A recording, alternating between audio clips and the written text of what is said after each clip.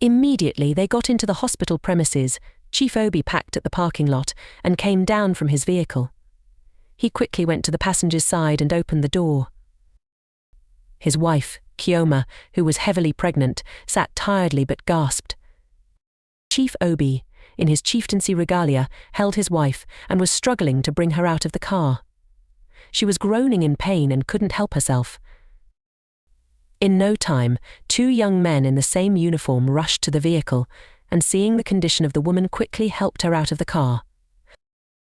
They then carried her and headed towards the building entrance. Chioma stopped at intervals, reeling in pain at each rhythmic contraction. She was in labor. The men were patient enough to stop with her and as well consoling her. Her gown was slightly drenched from her back as they walked. Her eyes were filled with fear and anticipation. As soon as they walked into the reception, 2 nurses rushed and held her while the men left. Meanwhile, Chief Obi was walking sluggishly and following them from behind. Afterwards, the nurses guided Chioma into the labor room. One of the midwives quickly ran an examination on her to determine if she was going through true labor. Soon after the tests, she confirmed the labor wasn't false. She was quickly prepared and taken into the delivery room and was then guided into the delivery bed. Soon after, Chief Obi then walked into the waiting room at the labor ward. He already knew that his wife was in the delivery room, so he sat down with his hands on his chin. After a little while, he stood up and started pacing around. He was no longer comfortable sitting. He was nervous. His heart was racing. He suddenly stopped and checked his wristwatch. He looked frustrated because the time seemed slow, each second feeling like an eternity. Suddenly he heard his wife scream. He sighed and moved away from that position. He believed it was a normal thing for women in labor and wouldn't want that to disturb a strong man like him. At that moment, that painful groaning was the least of his worries. He was more concerned about the end result. Some minutes later, a nurse opened the labor room door and came out. On hearing the creaking sound, Chief Obi turned and walked towards the nurse, who was also coming to meet him. "Nurse, what is happening?" Chief Obi asked in anticipation as he met her. His heart began to pound. The nurse smiled. "Congratulations, sir. Your wife gave birth successfully to a beautiful baby girl," the nurse said excitedly. "Again. I knew it. What else does she know how to do?" Chief grumbled shamelessly. He looked so disappointed. The nurse was surprised at such a statement. As if that wasn't enough, the chief walked out on the nurse without saying more words. The nurse watched him in disgust at his unruly behavior. Chief Obi was a man filled with ego. He had always wanted a son who would inherit all his sweats. He had houses and landed property at different locations. He has different shops and warehouses stocked up with electronic devices under the care of his boys. His boys had all left for the different business locations. He had prepared to leave for a meeting that morning when his wife fell into labor. So, some minutes later, Chief Obi came back to the labor ward. He went to the nurse's station and asked for his wife, and he was directed to the ward where she was. He then left for the place. Soon after he got there, Chioma started shedding tears as he walked in. Chioma carried the baby and was about to show him. "It is a girl now," the nurse told me, he retorted, refusing to carry the baby. Chioma cried more. "Why are you now crying? You shouldn't have allowed this pregnancy. What is the essence of having another baby girl now? This one is now making them 4," Chief complained, still standing. "Am I God?" she asked amidst tears. "Don't tell me that. Why is your own always different? I have told you to ask your fellow women who have boys to teach you how they do it, but no, you will not go. Just sit down in one place and blame God for what you can do. Don't let me regret marrying you." She wailed uncontrollably, but Chief didn't show any remorse. "I have paid all your bills and have dropped some money into your account in case of extra payment," Chief continued nonchalantly. "Thank you," Chioma muttered while trying to control the tears. "I want to leave now. When they are ready to discharge you, you can tell me, so I will send somebody to come and pick you up." "Okay. I have also paid a nurse who would help you in case you need help. She will come and see you." Chioma was silent. After that, Chief Obi turned and left. She watched until she lost sight of him. She never expected less from him. He did the same thing when she gave birth to the third girl. On that fourth pregnancy, Chioma refused to check the baby's gender during ultrasound. She doesn't want to be disappointed so early. She hoped and prayed for a different gender, but nothing changed after all. She watched the bundle of joy in her hand and was consoled by her tenderness. 2 days later, a recent model SUV drove into the hospital premises and stopped at the car park. The driver came down and headed to the hospital building entrance, and later on went inside. Some minutes later, the driver came out with bags and carried them to where the car was parked. Chioma then came out with her baby. She stood in front of the entrance, watching as the driver put her items in the trunk.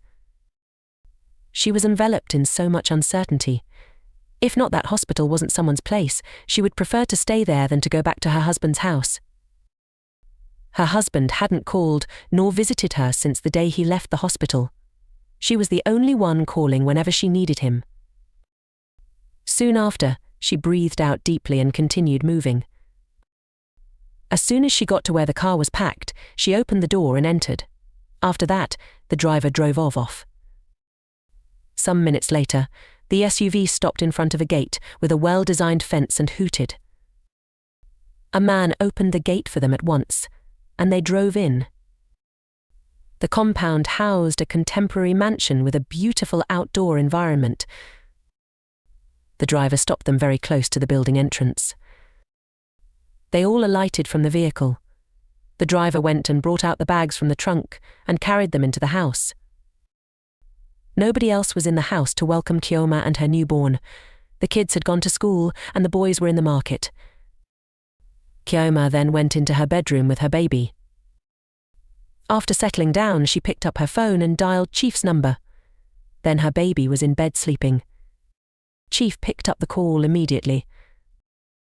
"Oh, Jeannie." Any problem? Chief sounded arrogant over the phone. No problem. I just want to tell you that we are home," she spoke with patience. "I know, Nora. I'm in a meeting and I'll talk to you later." He ended the call. Chioma looked sad as she gazed at her phone screen after the call ended. Suddenly, her baby started crying and she went to attend to her. A few hours later, the driver came in with the kids in school uniform. The atmosphere, which was then quiet and gloomy, was quickly kindled with the kids' noises of excitement. They were so excited to see their mother back to the house, and as well their new sibling. They rushed to carry their little sister from the bed. In no time, they started dragging who would carry her first. "Honey, wait, you are just coming back from school. You need to freshen up and change before you carry her," Chioma instructed. They all agreed to what she said. Soon after, their mother took them to their room. They undressed and went into their bathroom. Later on, they came out and changed and quickly headed to their mummy's room where the baby was. They weren't even talking about food. With their mother's directive, they took turns carrying their little sister. They surrounded their mother, but she still felt lonely. She was feeling guilty about her husband's attitude towards her. Later that day, when the kids had all gone to bed, Chief came back home. It was one of his boys who came and opened the door for him after he called him. Chioma was in the room then. When she heard his voice, she checked the time, and it said 11:32 p.m. She went and welcomed him. She felt she didn't have the right to ask him the reason for his lateness that period, and also, because she didn't want to provoke him, she let it slide. Chief didn't tell her the reasons for coming home late either. He only requested a little food for his dinner, which his wife brought for him. After that, he went into the bedroom and took a few of his items and left for another room, which was usually reserved for visitors. Later in the wee hours, Chioma woke up and noticed that her husband hadn't come back to the bedroom. Chioma couldn't bear it, so she left for the visitor's room immediately. When she got there, she opened the door and went and tapped him. He woke up. "Woman, what is it?" Chief asked, with sleep still in his eyes. "Why are you here?" Chioma asked. "I want to sleep peacefully." "Can't you have a peaceful sleep in our bedroom?" "I don't want your child to disturb my sleep with her midnight cry." "This is not right, Chief. Stop doing this to an innocent child." "Let me be, please. For your information, this is where I will be staying in the meantime." Chioma was shocked and couldn't alter a word anymore. She turned and went back to the bedroom. Some days later, when everyone had gone out, Chioma was in the living room feeding her baby. She suddenly became thoughtful. "I know that my husband doesn't like my baby because of her gender. What about others? Why haven't I seen anyone here or even received calls from family and friends to congratulate me? The only ones calling are my family and my close friends. This shows that he didn't really tell people I had given birth. Not even his mother. I will call and inform his mother personally." After feeding her baby, she picked up her phone and dialed her mother-in-law's number. She picked up at once, and they exchanged greetings. Chioma then informed her that she had given birth. "Wow, are you serious?" her mother-in-law screamed. "Yes, Ma. So my husband didn't tell you about it?" "Yes, he didn't." "Is it a boy or a girl?" "A girl, Mama." "Another girl. No wonder why he didn't tell us. You shouldn't blame him." "How, Mama?" "Why will you be giving him only girls? A woman who has no male child is just like a barren woman." Mama. Are girls not children?"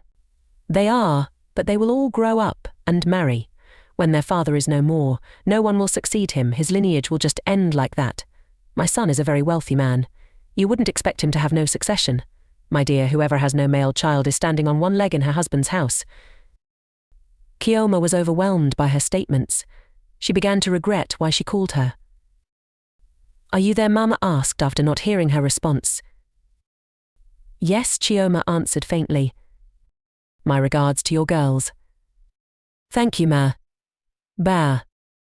Mama then ended the call. Chioma became lost in thought. She didn't even ask about my newborn baby again. She is not even different from my husband. This shows she doesn't have my support in this marriage. Let me not even think about calling my husband's siblings. They're all the same. Their mother will surely call to inform them about all we talked about.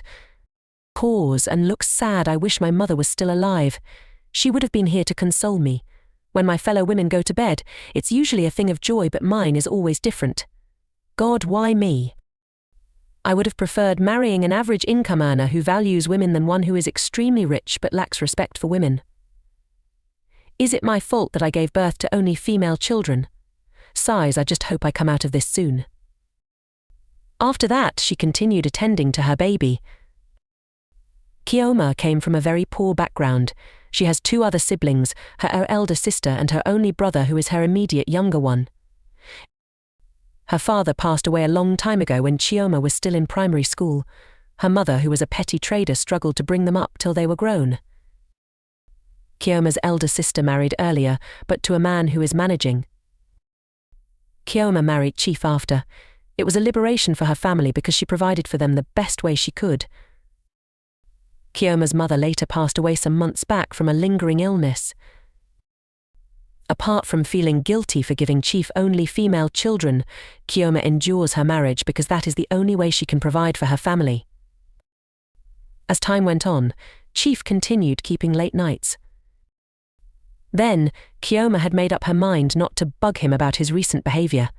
Whenever he came home late, she would give him dinner and do every other thing he requested of her and pretend like everything was fine. Chief never bothered to explain himself. So one evening he came back late as usual. From his looks, one could easily tell he was happy.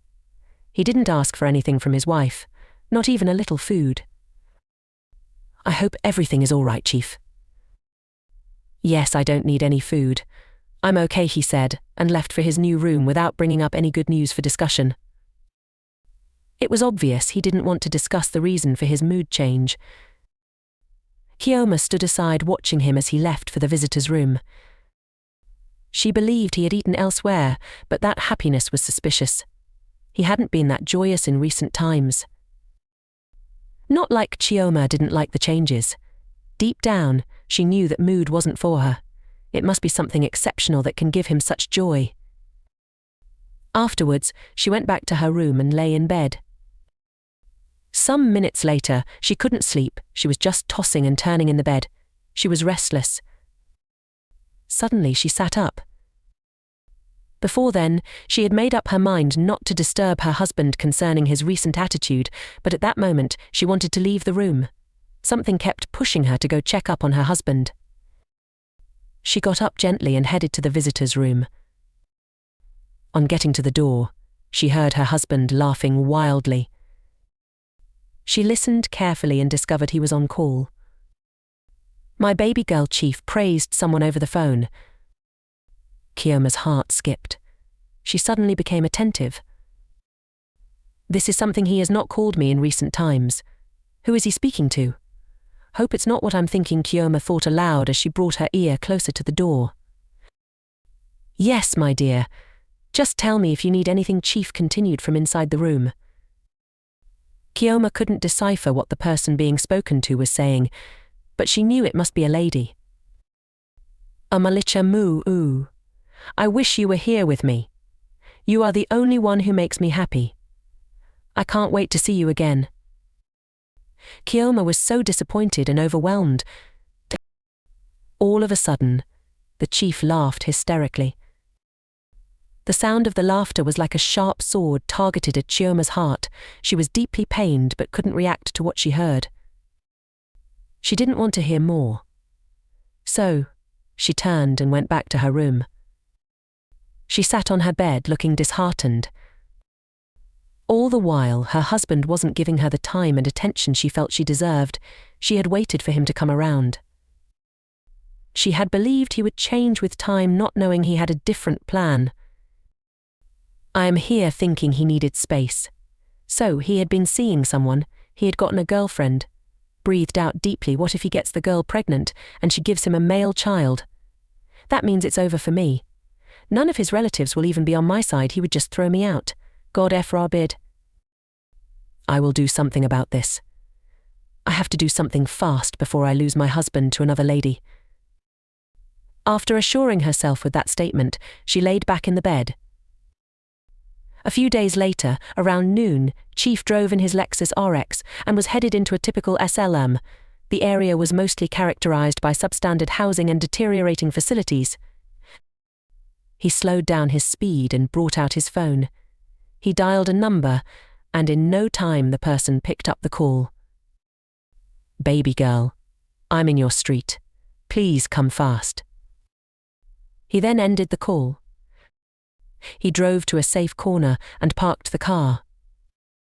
Some minutes later, a beautiful, slender young lady with a perfect figure came out from one of the makeshift homes. One would wonder if such a place could house such a beauty. The young lady started walking towards Chief's car. Her name is Nora, Chief's newfound love. They had been seeing each other lately, trying to establish a perfect relationship. The previous night, both of them spent quality time together in Chief's hotel room. With her slender but curvy figure, she handled Chief the way he had never experienced in his whole life. It was their first time being intimate. Ever since then, Chief had been singing praises in her name. "Chief, good afternoon," Nora greeted as she got to where Chief parked. Chief opened the car and came out. He gave her a friendly hug. "My Pino, how are you?" Chief said softly while looking into her eyes. "I'm fine. This one you came to see me at this time. Hope there are no problems. I was just missing you after last night. I said let me come and see you face to face and know if it will cool my temper, you know." This is not something that can be discussed on the phone. Chief. I couldn't get enough of you last night. You two like better things, sounded playfully. Yes, I cannot deny that. You sabi something, you, this girl, Chief replied, playfully pointing at her. Nora smiled. How did you know all those things you were doing to me? I hope you are not doing it to another person. Chief, I cannot. I foresay. I want to be the only one enjoying that. Pino, I want us to see again in the evening. No, I have things to do tonight. I will be free from tomorrow. Chai, okay. I will wait. That's my baby. I don't have an option, Nor. You are too sweet. Where were you when I was looking for a wife to marry? I wish I had met you before my wife, but no problem. You are still mine. Chief. My Pino NWO, yay. She blushed. Hop in.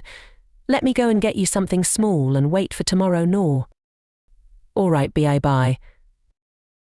They both entered the car and left. Later on, they got to a supermarket inside the town. They alighted from the vehicle and went into the supermarket. Nora picked every item she desired. Chief paid for all of them, and Nora appreciated him. After that, Chief drove her back to her place and left.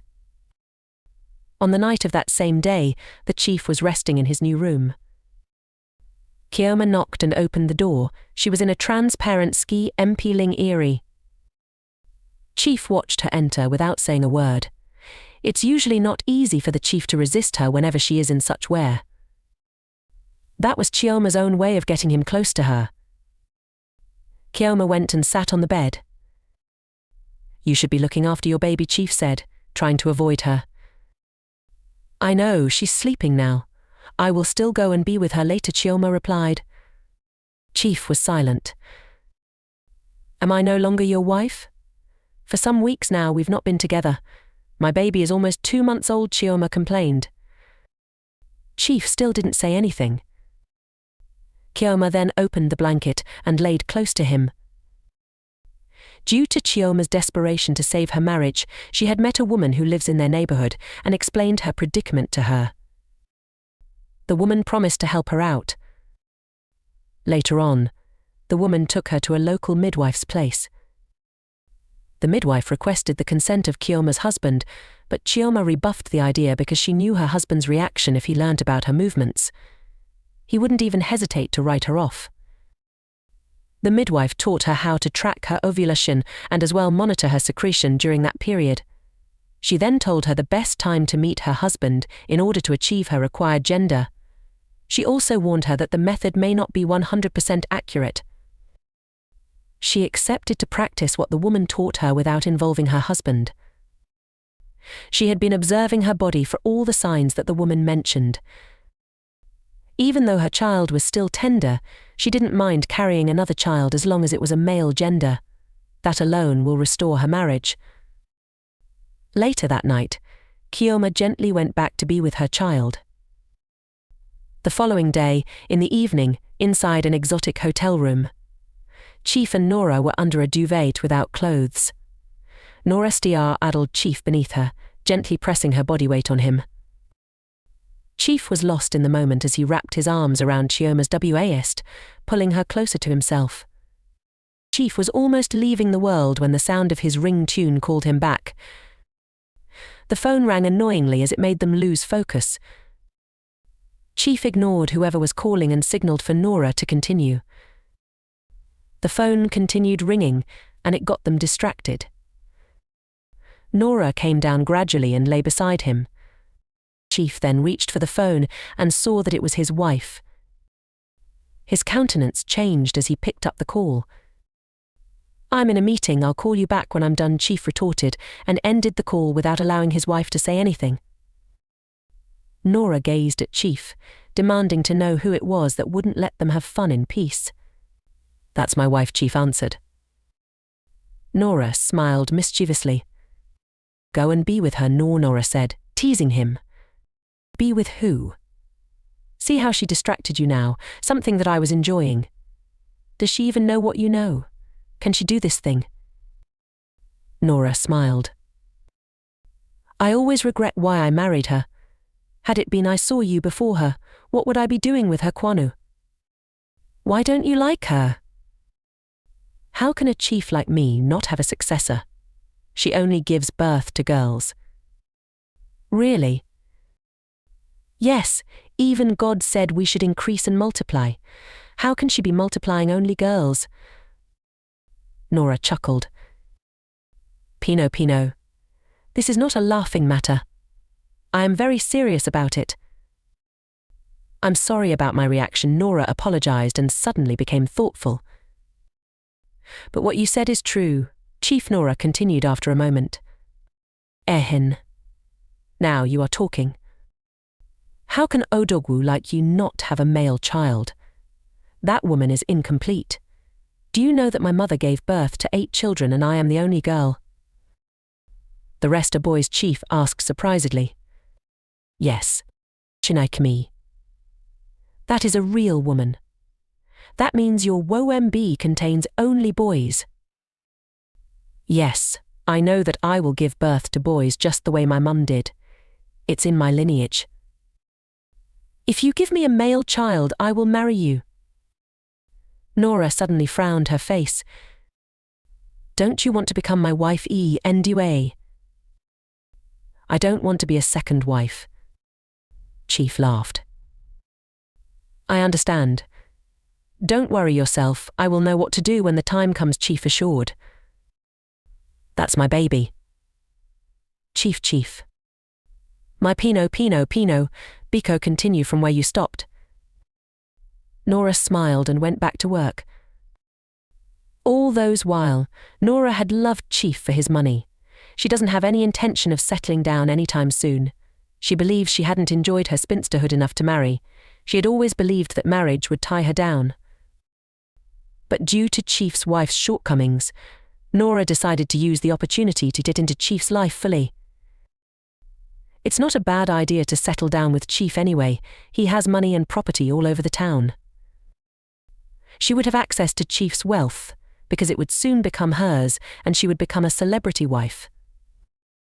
A few days later, around noon, Nora was seated with Ifrai, her friend, on a wooden bench in front of an old bungalow in an open compound. A plate of jollof rice was kept in the space in between them, and they were eating and engrossed in their discussion. What are you still waiting for?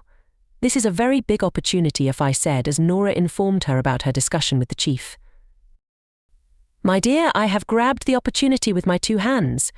I know that I'm not ready to marry, but it's better to own the bakery than buy bread. RBU.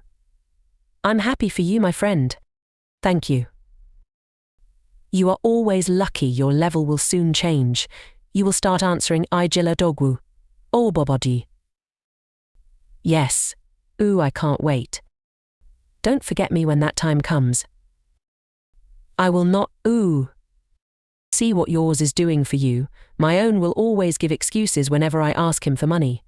What he told me last time we spoke was that he paid his kids' school fees. Imagine, he's not even supposed to say that. What is your business in his kids' school fees? I can't understand that either. If he can't afford me, let him go. I'm just tolerating him, because I love him. Okay? Oh? Let me get more food. Please do. You are such a good cook. Fi carried the plate and left for the outdoor kitchen. Soon after she came back with extra food on the plate. She kept it on the bench, and they continued eating. A couple of weeks later, Chioma discovered that her plan didn't work out, as her monthly visitor came in due time. She wasn't disappointed, rather she encouraged herself to try again the following cycle. As time went on, Nora continued seeing Chief. Some weeks later, at Nora's street, Chief was inside his car, which was parked at their usual meeting place. Nora had informed Chief on the phone to come over to her place because a very serious issue came up. Soon after, Nora came out to meet Chief. She looked bothered. Chief, on sighting her, came down from his car and waited for her to come. Good afternoon, Chief, Nora greeted faintly as she got to where Chief's car was parked. Nene, what is the problem, please? Nora became mute. Please tell me what the problem is, you are hurting me. Did anybody die? No, I think I'm pregnant. Chief laughed hysterically. Is that why you are finding it difficult to tell me? Chief continued. Yes. Am I not responsible for it? Why are you scared of telling me? It's because of the way some people react to such news because they don't want to take responsibility. I am Chief Obi, not some people. Nora then breathed out heavily. Thanks for the acceptance, she said. I know it's a boy that's coming from you. I can remember I promised to marry you when it happens. Thank you for your kindness. Some men won't keep to their promises. I will surely keep my promise. This is something that should be celebrated, my dear. Thank you, baby, Nora said, blushing. You are always welcome, NWA. Come, let me take you out and get you shawarma and ice cream for you. I will eat only hot shawarma. I don't want ice cream. I haven't been eating cold food since I discovered I'm pregnant. No problem. Let us go first. You will take whatever you want, whichever way you want it. Thank you, baby. They both went into the car and drove off. A few days later, on a Saturday morning, at Chief's place, the boys had just left for the market while Chief was still in his room. Chioma and her first 3 kids were in the dining room eating breakfast. The last one was playing around the living room in her walker. Chioma looked cheerful and fulfilled. Her mind was far away as she gulped down her meal.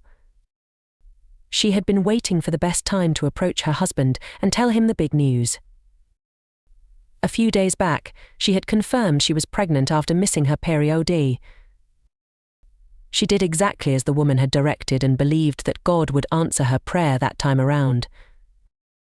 I just hoped this risk would be worth it. Pause, I need to meet my husband and explain things to him. I pray he understands. I can't continue hiding this pregnancy. What if he finds out himself? Pause, I will make him understand what I did. Some minutes later, they finished eating. The kids carried the plates to the kitchen and, soon after, left to be with their little sister. Chioma left for her husband's room immediately. When she got there, her husband was dressing up to go out. She went and sat on the edge of the bed. Any problem? Chief asked. No, Chioma replied jovially. Chief kept quiet and continued what he was doing. Chief, there's something I want to tell you, Chioma continued. Go ahead and say it. I think I'm pregnant. Chief was shocked. What? You think that what happened? I am pregnant. I have even confirmed it. This woman has killed me. Chioma became confused. She stood up and decided to explain things to her husband. Chief, there's something I did, and I believe that God will bless us with a male child. The same way you believed and gave me 4 girls, you want to make them 5, eh? You are not supposed to be taking it again. Enough of the girls. Chief, please calm down. Which one is calm? Did I ever tell you I needed more kids from you? You have nothing else to offer other than girls. I don't want to see that one you are carrying in my house, not anymore. Get rid of it. Chief. Yes, you heard me. I will not. Get ready to leave my house then. What came over you, my husband, she said, as she looked into her husband's eyes with tears rolling down her cheeks. Nothing came over me. You either get rid of it or you leave my house. Chioma's eyes were filled with fear and disappointment. I will never remove my child. Chioma shouted and angrily left for the living room. Immediately she got to the living room, her kids, seeing her mood, came and sat with her, feeling pitifully. Mummy, why are you sad? Her second child asked. It's nothing, I'll be fine, she replied, trying to be strong. Is it Daddy? The child continued. No, I'm fine, Chioma replied while faking a smile and wiping her tears. Just before she could say more words, Chief came out with a bag and threw it at his wife. The bag contained some of his wife's clothes which he had picked from her wardrobe. Leave my house. It then dawned on Chioma that the chief had been serious about his threat. She quickly held her kids tight. The kids started wailing.